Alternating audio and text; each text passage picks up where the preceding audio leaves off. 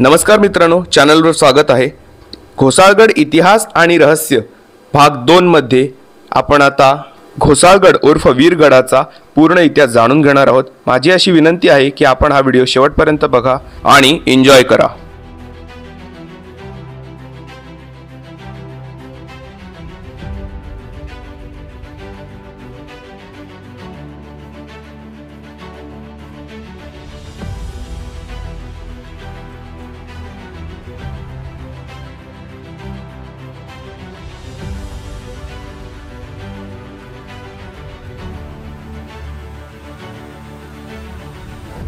गडाचा इतिहास चाळून पाहता शिवकाळामध्ये स्वराज्यात असलेला हा घोसाळगड पूर्वी निजामशाहीमध्ये होता।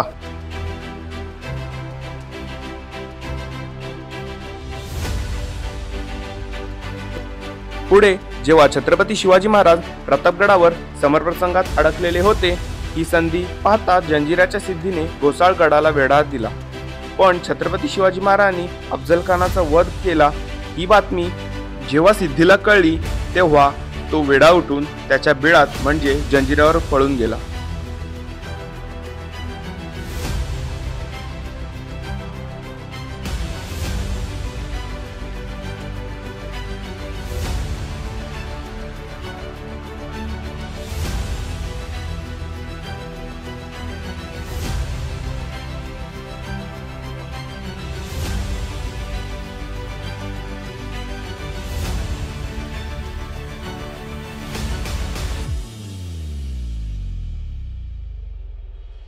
तिकडे काम सुरू आहे। मी जरा पुढे आलो आणि पुढे येता येता आपल्याला दिसले की बघा मस्त टाकी आहे। टाकी जरा अशी घाण दिसत असली तरी बरंच पाणी स्वच्छ आहे आणि आत्ता झऱ्यातनं पाणी पडतंय, तुम्ही बघू शकता। मी नंदाची वाट बघतोय, तो आला की इकडे आपण पुढचं पूर्ण असं वरपर्यंत जाता येते का बघू पुढच्या व्हिडिओमध्ये, म्हणजे पुढच्या क्लिपमध्ये। काही कारणास्तव गडाच्या सर्वात वरच्या टोकावरती जाता आले नाही। पुढे आमचा जेव्हा प्रवास होईल तेव्हा तो व्हिडिओ मी नक्की शेअर करीन।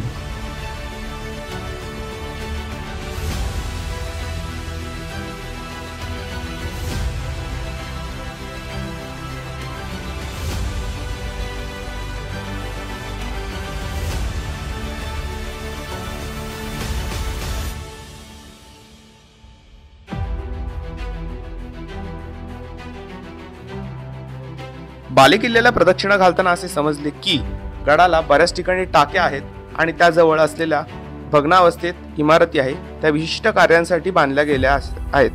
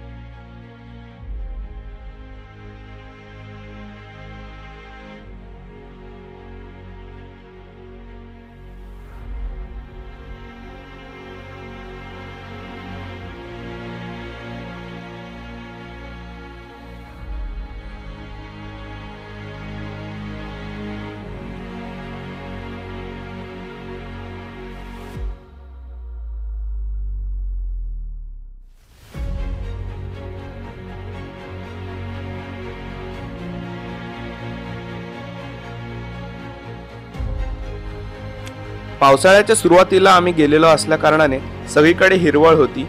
तर तुम्ही पावसाळ्यात येणार असाल तर थोडेसे जपून चाला, कारण जनावरांची भीती आहे।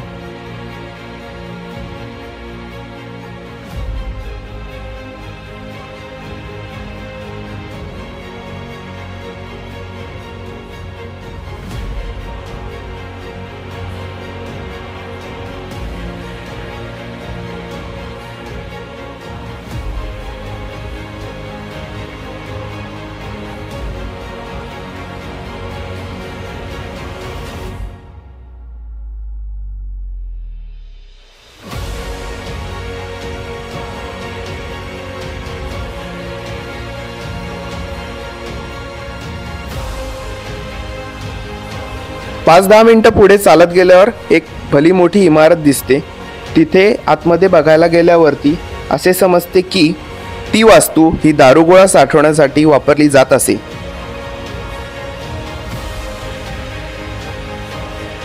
जसे आपण व्हिडिओमध्ये पाहू शकता की वास्तू पूर्ण भग्नावस्थेत झालेली आहे, तरी बरीच साफसफाई दिसली, ज्या कारणाने आपल्याला व्हिडिओमध्ये दाखवण्यास शक्य झाले.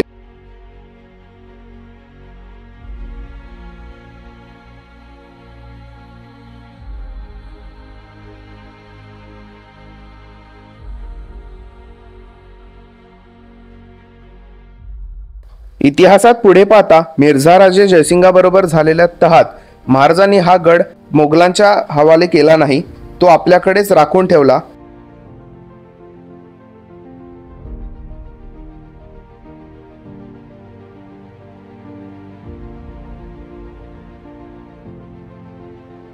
या गोष्टीवरनं आपल्याला अंदाज येऊ शकतो की त्या काळामध्ये या किल्ल्याचं किती महत्त्व असेल ते.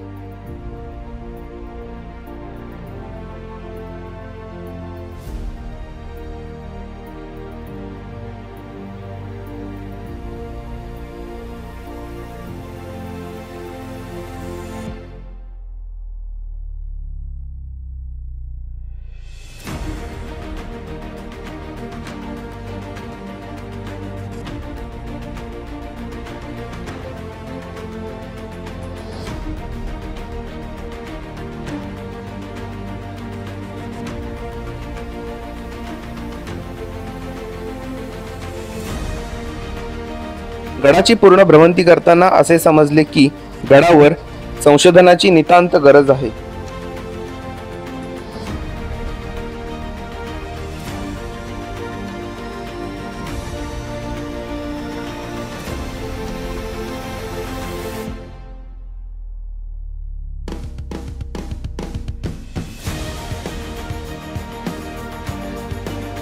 हा दुर्ग एवढा महत्त्वाचा असूनही अजून संशोधनाची वाट बघत आहे. मला असं वाटतंय की हाच गड नव्हे तर महाराष्ट्रातील जेवढे असे दुर्ग आहेत जे आकाराने लहान असतील पण कल्पनेच्या पलीकडले कार्य त्या काळामध्ये पार पडत असतील, असे जेवढे दुर्ग आहेत त्या दुर्गावर संशोधनाचे काम सुरू झाले पाहिजे.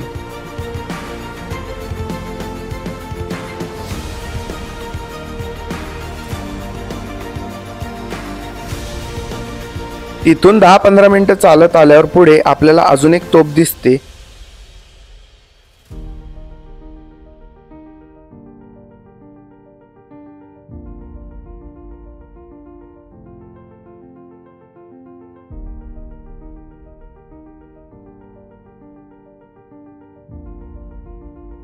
तोफेकडनं डाव्या बाजूला पुढे चालत जाताना वाट जरा बारीक आहे, तर आपण येणार असाल तर सोबत एखादी काठी सोबत आणावीत.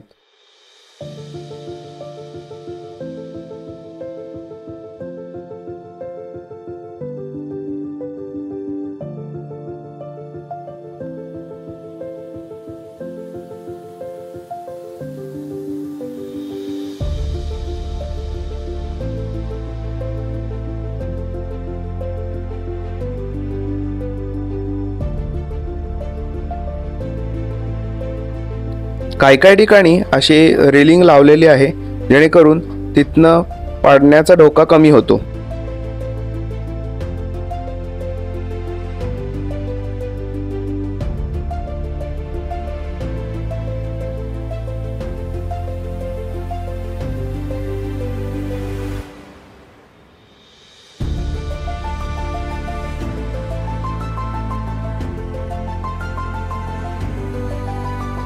तिथून पुढे आल्यावर आपल्याला अजून एक पाण्याचं टाकं दिसतं.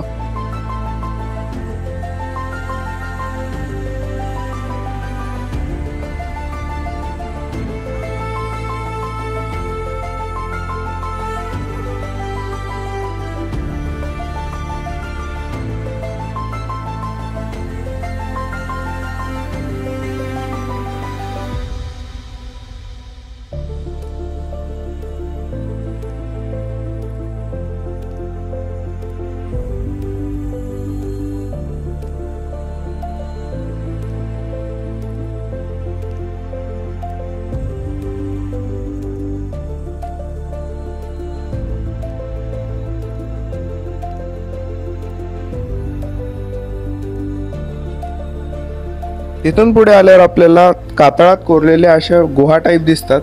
आता ते नेमकं समजलं नाही की माणसाने कोरलेलं की नैसर्गिक होतं ते. तिथेच जवळ एक भग्नावस्थेत मंदिर बघायला मिळते.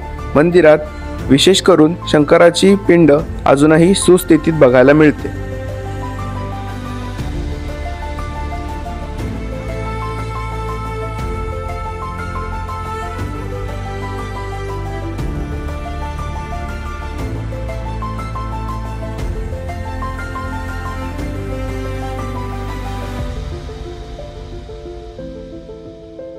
या असलेल्या मोठ्या भेगेबद्दल कुठेही लिहिलेलं दिसत नाही, त्यामुळे या गोष्टीच्या इतिहासाबद्दल फारशी माहिती मिळाली नाही.